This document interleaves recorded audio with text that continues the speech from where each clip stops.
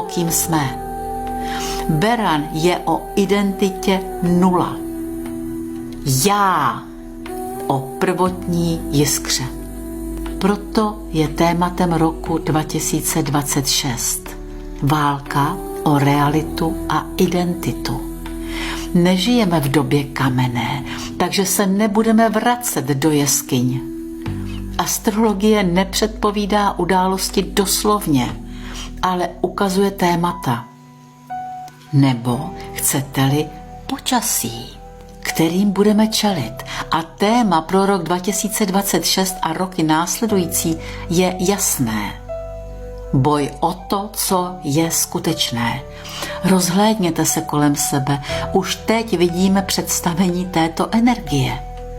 Umělá inteligence, hranice mezi tím, co je realita, Saturn, a co je digitální iluze, Neptun. A to mizí. Vidíme videa lidí, kteří nikdy neexistovali, slyšíme hlasy, které nikdy reálně nepromluvily. Procházíme krizí pravdy, instituce a autority. To je Saturn. Ztrácejí důvěru, protože se topí v dezinformačním chaosu Neptuna. Staré nálepky už nefungují. Lidé se ptají, kdo vlastně jsem, když mi systém neříká, co mám dělat. Saturn na 0. stupni Berana po nás bude chtít, abychom převzali radikální zodpovědnost za svou vlastní existenci. Neptun po nás bude chtít, abychom u toho nestratili lidskost a soucit. Jak s touto energií pracovat, aneb 8 kotev v bouři? Je snadné propadnout panice nebo pocitu zahlcení. Saturn-Neptun může vyvolávat úzkosti, pocity, že se nemáte čeho chytit, ale pamatujte, planety nás neovládají. Planety nám nabízejí energii, se kterou můžeme pracovat. Zde je 8 praktických uzemněných způsobů, jak tyto vzácné kosmické resety využít pro svůj růst, místo abyste se nechali semlít. Za prvé, definujte si svou realitu. To je saturnská kotva. Když se svět venku mlží, musíte mít jasno uvnitř. Saturn miluje definice. Vezměte si deník a napište si, co jsou moje neochvějné hodnoty. Co vím jistě, že je pro mě pravda. Co už nejsem ochotný tolerovat. Toto bude vaše záchranné lano, když se kolektivní realita rozvlní. Za druhé, sněte, ale s plánem. Neptun plus Saturn. Neptun je vizionář, Saturn je stavitel. Většina lidí dělá jen jedno, buď jen sní a nic nedělá, nebo jen dře bez vize. Spojte to. Vizualizujte si život, který chcete. Ne ten, kterého se bojíte, ale pak udělejte jednu malou praktickou věc, která vás k němu přiblíží. Neptun dodá mapu a Saturn praktické boty. Za třetí, digitální detox jako nutnost. Neptun vládne závislostem a úniku. V éře algoritmů je neustálé scrollování toxickou formou neptunské energie. Cítíte se zmatení a vyčerpaní? To je Neptunův stín. Omezte přísun informací, chraňte svůj nervový systém jako posvátný chrám. Není vaší povinností vědět o každé tragédii na světě v reálném čase. Za čtvrté, integrita, když se nikdo nedívá. Saturn v Beranu je o osobní cti. V době, kdy se dá všechno sfalšovat a napodobit, bude autenticita nejcennější měnou.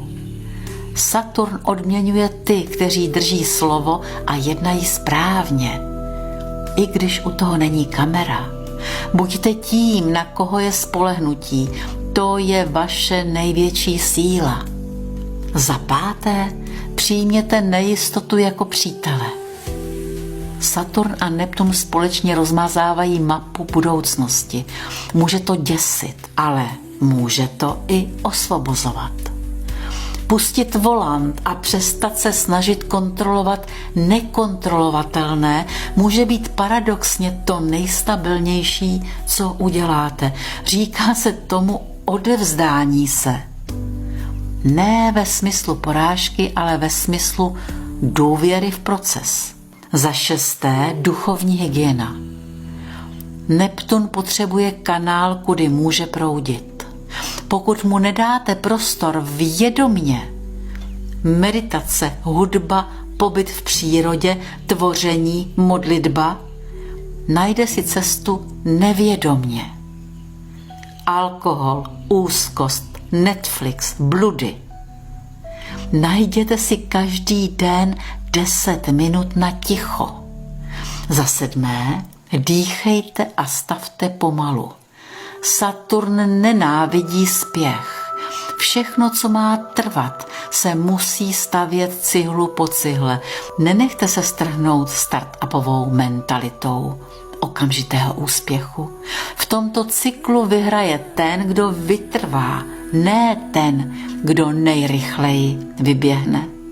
Za osmé, soucit místo strachu. Tohle je pointa celého příspěvku.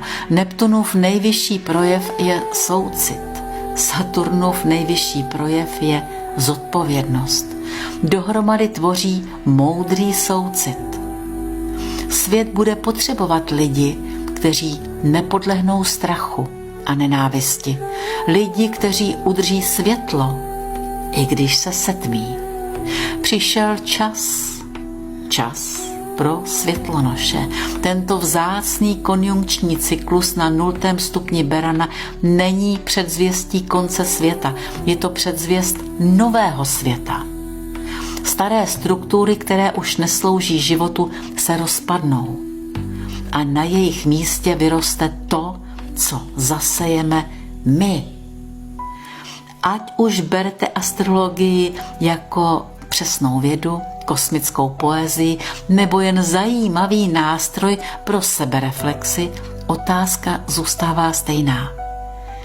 Jak chcete do tohoto nového cyklu vstoupit vy? Jako oběť okolností nebo jako tvůrce?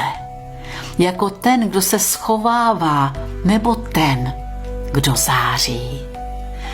Pokud jste někdy cítili, že máte v tomto životě nějaký úkol, že jste tu, abyste pomohli jako světlonoši, tak teď nastal ten čas. A není třeba zachraňovat celý svět. Stačí rozsvítit ve svém vlastním obýváku. Buďte bdělí, buďte uzemnění a hlavně buďte k sobě laskaví.